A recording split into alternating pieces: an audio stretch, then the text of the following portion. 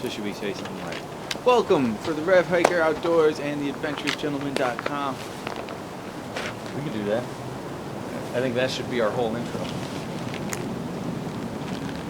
Alright, let's do this for real. I'm gonna have a bloopers reel for this one. We're burning it down.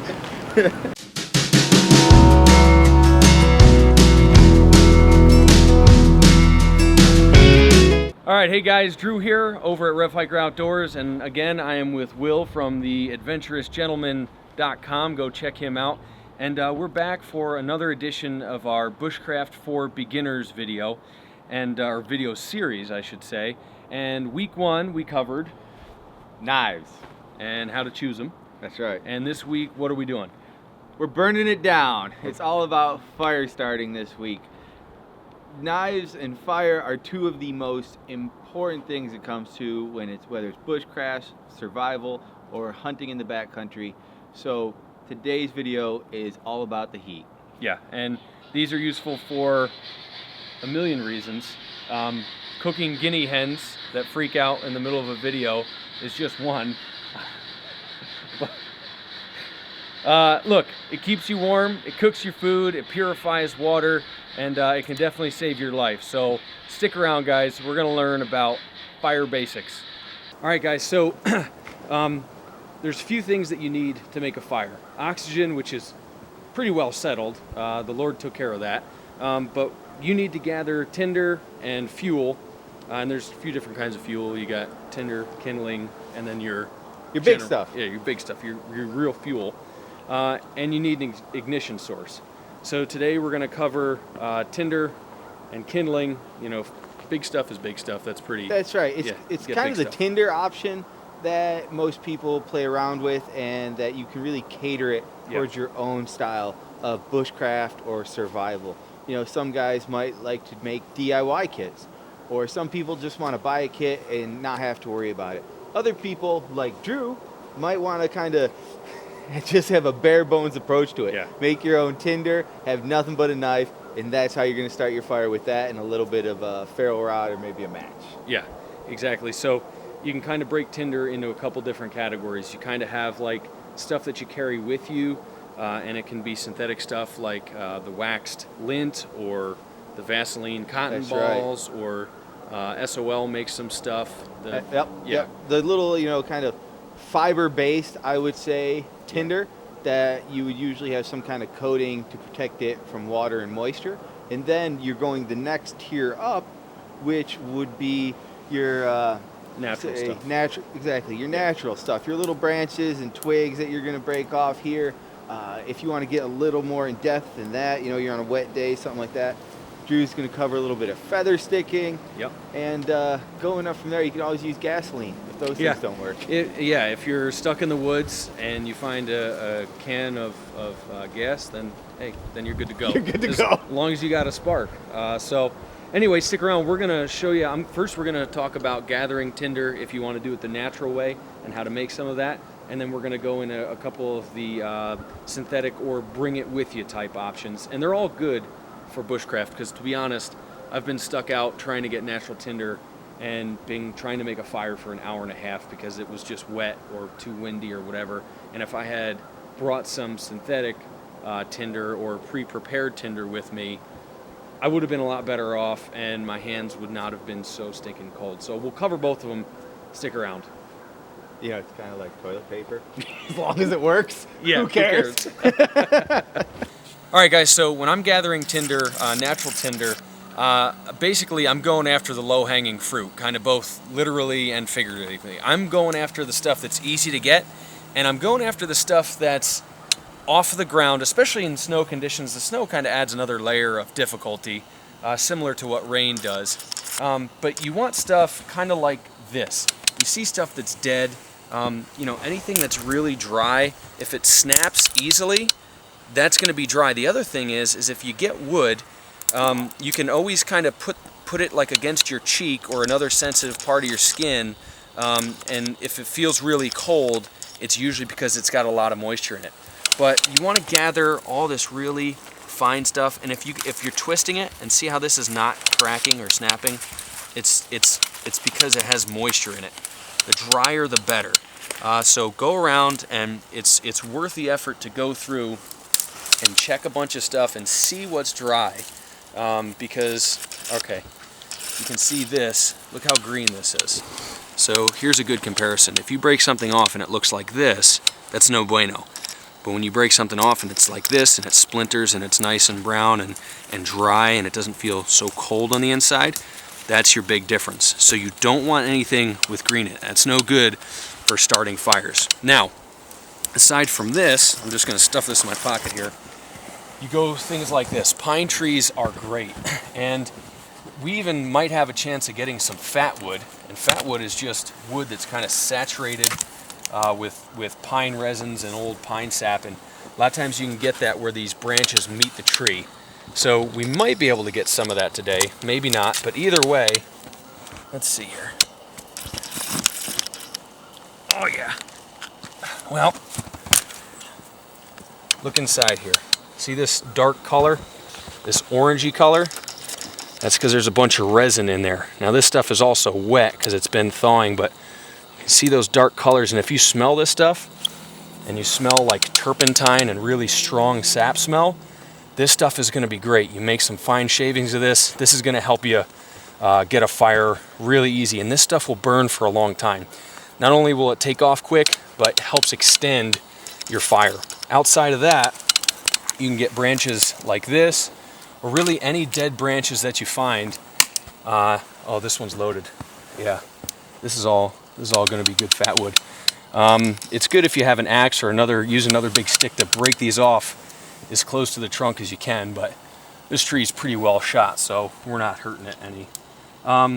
Anyway, let's. I'm going to readjust the cameras here. We're going to get a different shot, and I'm going to make some feather sticks and show you how to make some shavings off of some branches that you gather, so you can turn something this big into something much smaller and easily catch on fire, essentially. That's not the most poetic way to put it, but that's what you're doing. You're catching it on fire.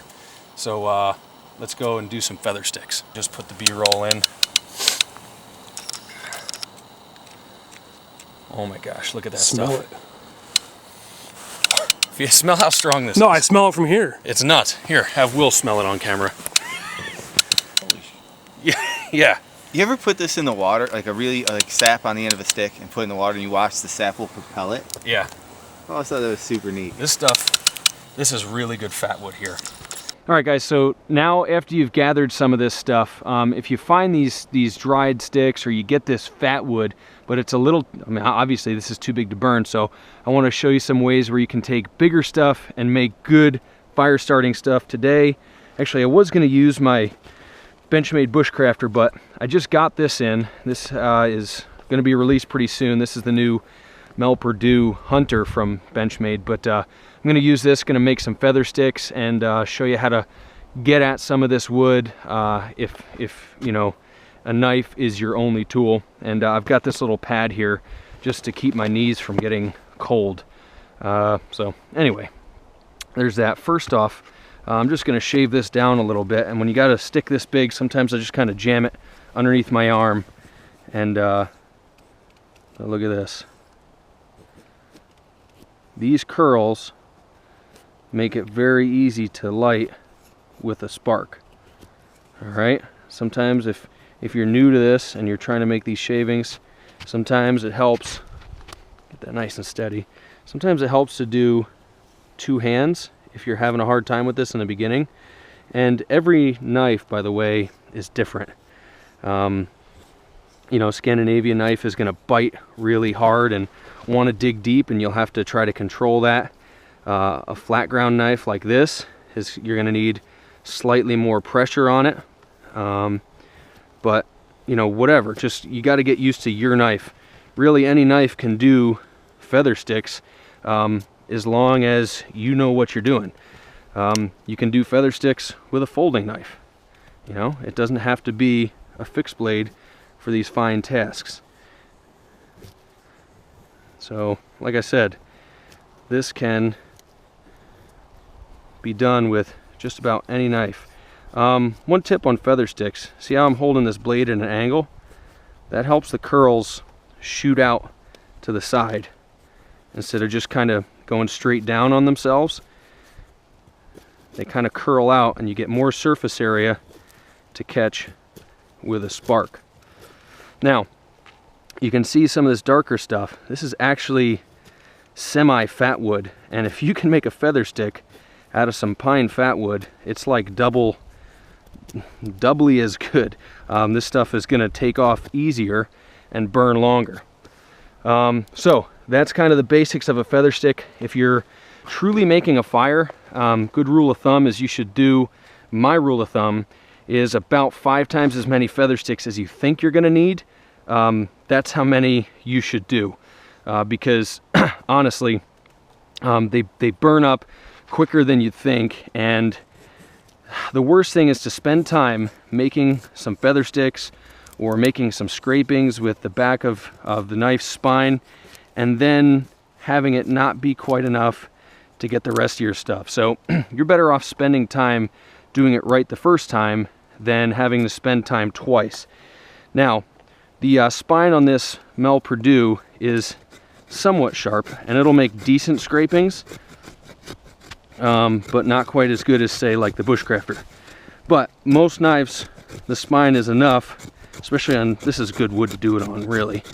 But you scrape the back of it like this, and it makes this really fine stuff in here. And this is just like, it's super delicate. And this stuff will easily catch a spark. So a lot of times I'll make a feather stick and then I'll do scrapings right behind it. And that way you've kind of got the super fine stuff that'll easily catch a spark, and it'll start to burn enough to where you can get these feathers lit.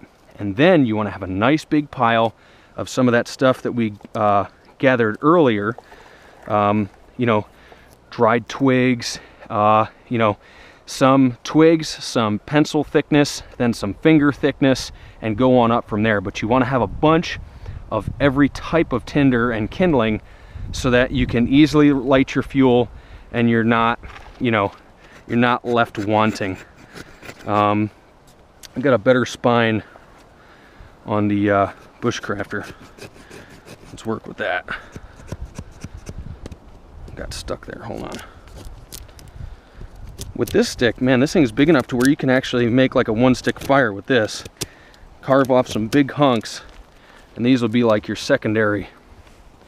Now, if you're making a fire, and this is, you know, the fire needs to happen, always gather enough sticks to make a good base underneath where you're going to be working.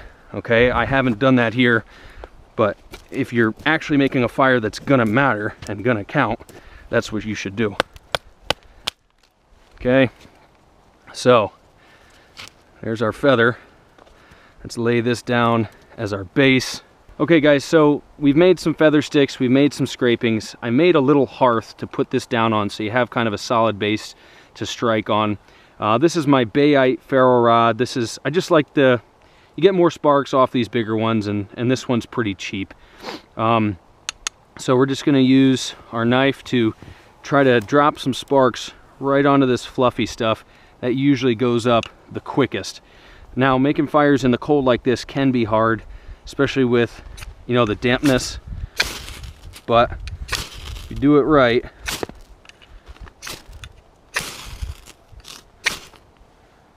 oh, that should have caught.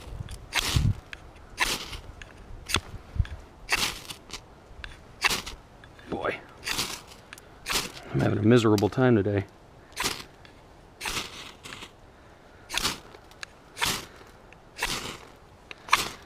Oh, there we go.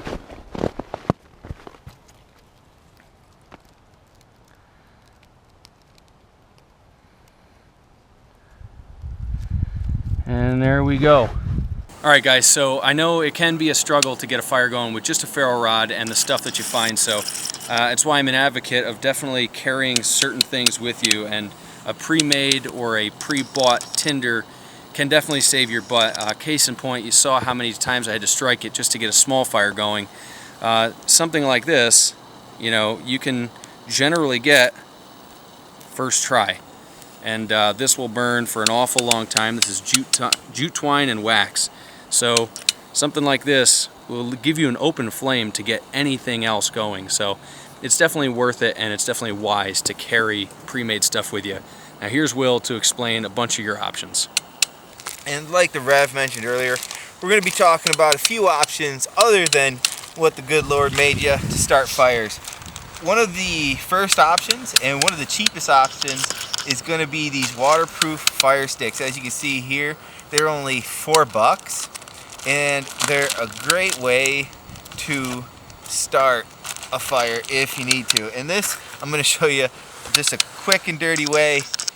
Break it in half. We're going to put it up on this nice little dry spot the Rev made, and then break some of this little pieces. And then we're going to do what I consider cheating and pull out a lighter and just get it cooking.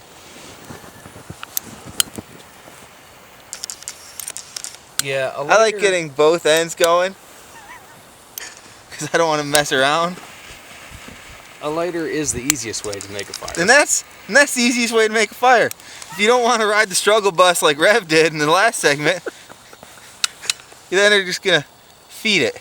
Yep. All right, so for those of you at home who may have kids or some nephews or friends around and you're looking for something to keep busy with, this is a DIY fire starting kit that's a lot of fun to make and also works really well, which is great as well. So what I've got are some cotton balls, some petroleum jelly, aka Vaseline, a little bit of electrical tape, and some waterproof matches. And what we're going to do here is simple. We're going to pop off the cap of the petroleum jelly, and you're just going to go ahead and coat and work this stuff in to your cotton balls. Now I'm not going to do this with all the cotton balls for time's sake, but what we're doing this for is to apply a water protective coating and keeping moisture out of the cotton balls. So once you do that, you would take all the cotton balls and place them into the kit. Once I've done that, and I've thoroughly coated my fingers with Vaseline, I'm going to take the box of matches and put that in there. Snow, wash them off. Then I put it in our old can of Layrite, and if we want to seal it, we can take this electrical tape, put it around the rim, and seal it to keep water then out of this kit. See how that creates a nice tight seal? Pull it tight till she breaks, and we've just sealed the rim of this kit. And for using recycled materials or cotton balls, and I guess the Vaseline was your most expensive item, you just made a really great fire starting kit. So another great option, and maybe even the simplest option, is to go buy yourself a kit. This one is from SOL, Survive Outdoors Longer, and it comes with some pretty cool stuff inside other than your fire starters, but we'll cover that in another video, do like a little rundown breakdown of the kit. So here are your little tinder packs, and luckily my hands are super Vaseline.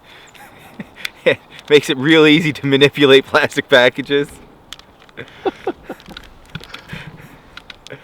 Oh, now I'm riding the struggle bus. It's your turn. And so what you're going to do is try to fluff up these ends as much as possible. Similar to the little little pieces of cordage, whatnot Drew had. And I'm going to want to get this light lit with this little striker they made that comes with it.